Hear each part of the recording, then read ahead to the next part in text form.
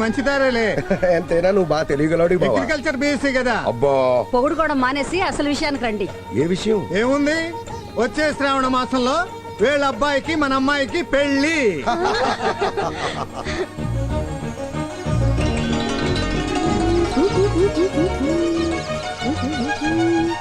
ఏయ్, ఏం చేస్తున్నారు ఇద్దరు?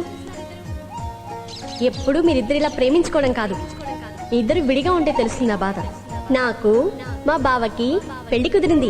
చిన్న సాయం చేయవా చిలకమ్మ? నా కోసం మీ ఇద్దరిని కాసేపు విడదీస్తున్నా. మా పెళ్లి గురించి సరాసరి హైదరాబాద్ వెళ్ళి బావకి చెప్పు.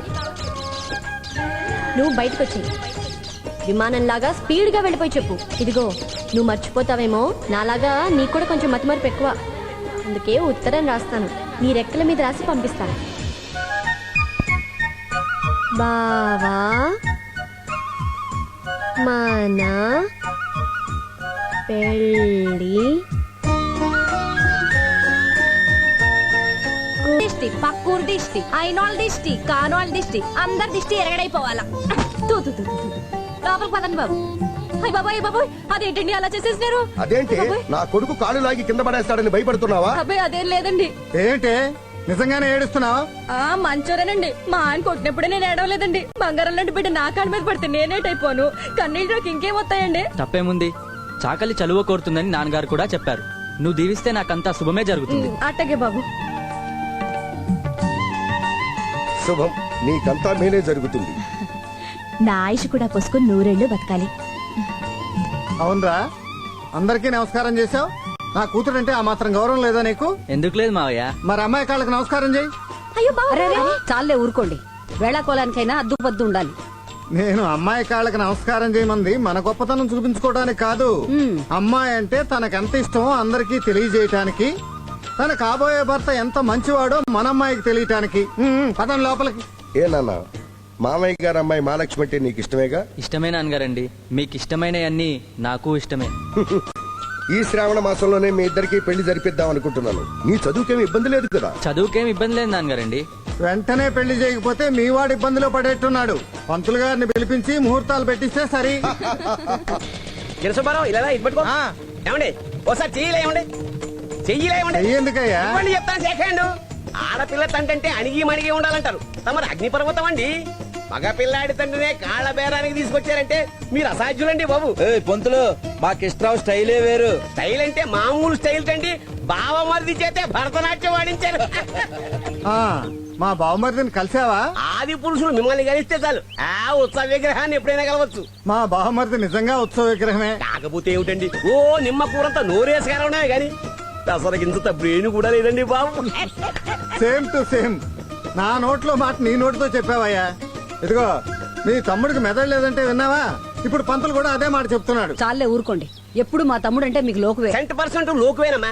ఓ చెంపల నిండా మీసాలు పెంచుకుంటే సరిపోయిందా? వెర్రివాడుకున్నంత వ్యవహార జ్ఞానం అన్నా ఉండద్దు. మీ తమ్ముడికి బుర్ర తక్కువ అని చెప్పడానికి చింతిస్తున్నాను. తక్కువేంటయ్యా, అసలు బుర్రే లేదుగా. అసలు బుర్రే లేదని చెప్పడానికి సంతోషిస్తున్నాను. ముందు ఆ సోది ఆపి ఈ గారెలు తిని పిల్లల పెళ్లి గురించి ఆలోచించేది ఏముందండి? పిల్లల జాతకాలు రాయించాలని తమ్ముడు గారే కబులు చేశాడు. అడుగో, తమ్ముడు గారు మాటల్లోనే వచ్చేసాడు. నమస్కారం. నమస్కారం. రా తమ్ముడు, గారెలు తిందు గాని. ఎందుకు లేక నా వంతు కూడా మీ ఆయనకి పెట్టే. గారెలు ఊరించేస్తున్నాడండి. ఏం చెప్తాను? ఉల్లిగారెల సంగతి తర్వాతయ్యా. ముందు మనం మాట్లాడుకున్న విషయాలు మా బావమరిదికి చెప్పు. ఏ విషయం అండి బాబు? అవేనయ్యా, మా త్రిమూర్తులు రాకముందు ఇతని గురించి మన ఇద్దరం మాట్లాడుకున్న విషయాలు. మనమేం మాట్లాడుకున్నామండి బాబు? ఎందుకులే బావ, ఆయన మర్చిపోయినట్టున్నాడు. నువ్వు చెప్పేరాదు. నిమ్మ కూరంత నోరేసుకుని అరవటమే గాని నీకు పెసరగిందంత బ్రెయిన్ కూడా లేదన్నాడు. కరెక్టే అన్నాడు. ఇంకా ఏదో అన్నాడే, గుర్తొచ్చిందా? చంపల నిండా మీసాలు పెంచడమే గాని పెరివాడుకున్నంత వ్యవహార జ్ఞానం కూడా నీకు లేదట. నీకు అసలు బుర్రే లేదట. దానికి సంతోషిస్తున్నాడట. ఆయన అన్నాడు, నేను విన్నాను. ఏయ్ పంతులు,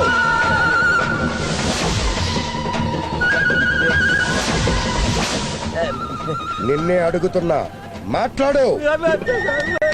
అడుగుతున్నాడు కదయ్యా, చెప్పు. ఓ నీ దుంప దగ్గర చెప్పోయా, ఏం కాదు అన్నావా?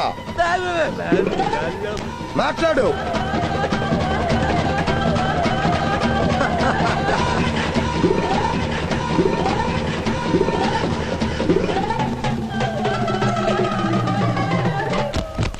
పంతులు గారు పడిపోయారు. అయితే పొంతులు వాటా కూడా మందరా లాగిచ్చు ఎరా పొంతులు పోయాడంటావా? పోయే ఉంటాడు. పంతులు గారు, పంతులు గారు, మిమ్మల్నే అమ్మా ఆ? అంటే మీరు మూర్చపోలేదన్నమాట. అమ్మా మీకు దండం పెడతా, నేను స్పృహలో లేననే చెప్పండి. కావాలంటే గుడికి 4 రోజులు సెలవు పెట్టి మీ ఇంట్లో ఊడిగని చేస్తా. తమ్ముడు పాపం చాలా భయపడిపోయినట్టున్నాడు, ఈసారి క్షమించేయి. సరే సరే, పంతులు లేచాక అబ్బాయి జాతకులు రాసి తీసుకురమ్మని చెప్పక్క. అలాగే. పంతులు గారు అమ్మా లేవండి, త్రిమూర్తులు గారు. ఆయన వెళ్ళిపోయారండి. ఆ, ఎవరండి? ఏడండి ఈయన? అయ్యా కృష్ణ పరమాత్మ, నేనేదో జనరల్ గా అంటే ఆయన ముందు నన్ను ఇరికించేస్తారా? ఉన్నమాట అంటే తలదీస్తాడా? మనకెందుకు భయం? తమకెందుకు భయం? పోయేది నాతల కదా. నేనున్నాను కదా. ఎందుకు? ఫిట్టింగులు పెట్టడానికే. ఫిట్టింగుల సంగతి తర్వాత చూద్దాం గాని పంతులు, ఆ, వెళ్ళి ముందు పిల్లల పెళ్లికి ముహూర్తం పెట్టించు. ఇంకా ముహూర్తం ఏం పెడతాం? ఆయన ముందుకేం పెడతాం? నా మొహం ఏం చూపిస్తాం? అసలే కంటి చూపుతో చంపేసే వంశం కదా అయింది. అంత భయంగా ఉంటే ఆయన వైపు చూడకుండా పంచాంగం చూస్తూ ముహూర్తం పెట్టండి.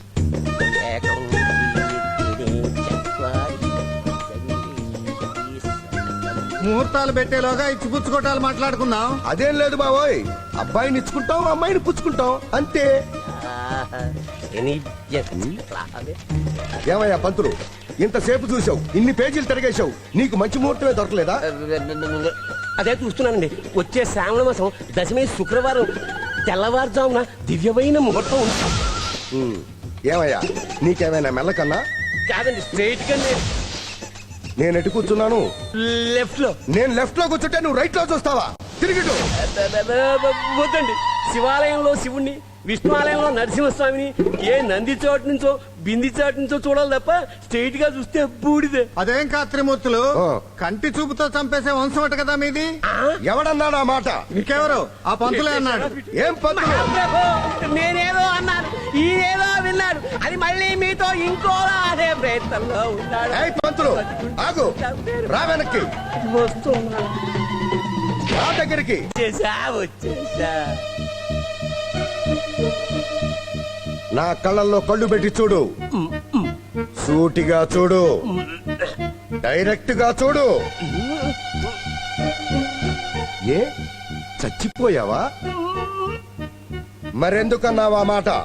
వేరే కోణంలో ఈత పెట్టి కదా, అది కన్ను కొడుతున్నా. తప్పు. నన్ను క్షమించు. పెద్దవాడివి, కూర్చో. అయ్యా మీరు నిజంగా దేవుడు. మరి నేను? అయ్యా మీరు ఆపండి. కాలుదారి గోదాట్లో పడ్డవాడైనా బతుకుతాడేమో గాని తమ ముందు నోరు దానివాడు బతకడని అనుభవం మీకు తేలింది. అప్పుడే మన ఇంటికి పెళ్లి కళ వచ్చేసింది. ఇప్పుడు బానే ఉంది. ఈ ముహూర్తాల విషయం రేపు మా ఆడబిడ్డకి తెలిసి దిగిందంటే ఉంటుంది యుద్ధం.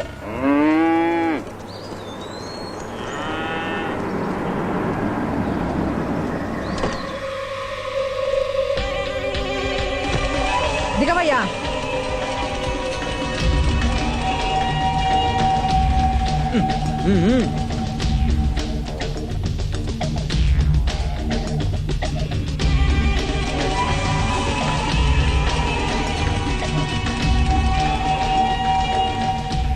ఈ పెళ్లి చెడగొట్టి నా కూతుళ్ళిద్దరిలో ఒకదానికి సాంబశివరావుని కట్టబెట్టి ఆనందంతో టపాకాయలు కాల్చిగాని ఈ ఊళ్ళో నుంచి కదలను. చీపుగా టప్పకాయలంటే అవసరమైతే ఇల్లే కాల్చి పడేద్దాం. హలో సైదులు.